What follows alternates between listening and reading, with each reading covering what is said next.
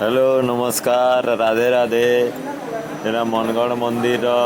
कृपालु महाराज एटा हमें मनगढ़ मंदिर अहलाबाद पाखे अच्छे मनगढ़ मंदिर भक्ति धाम के देखी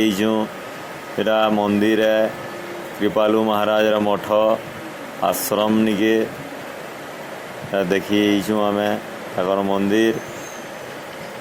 एटा व्हाइट टेम्पल कहसन केड़े सुंदर है जे पूरा दिल खुश लगी जाऊे सब मेन गेट है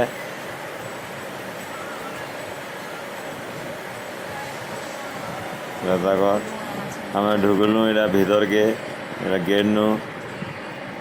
सब खरा भी बहुत होचे देखवार लगी बहुत बढ़िया लगुचे खरा दे भी बहुत लोग देखुछन एटा सब स्टैच्यू माने बनईछन ना पूरा नेचुरल स्टैच्यू राधा कृष्ण कृष्ण भगवान जेनता लीला करुले सब इटा देखन सब स्टैच्यू माने बनईछन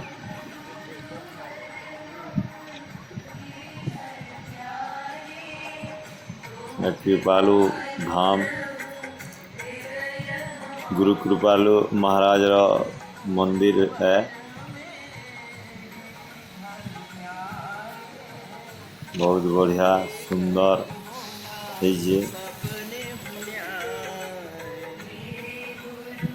है सब स्टैच्यू माने भीतर के सुंदर अच्छे राधा कृष्ण बसीजन बुझी थी मोर काका फटू इटा करिछन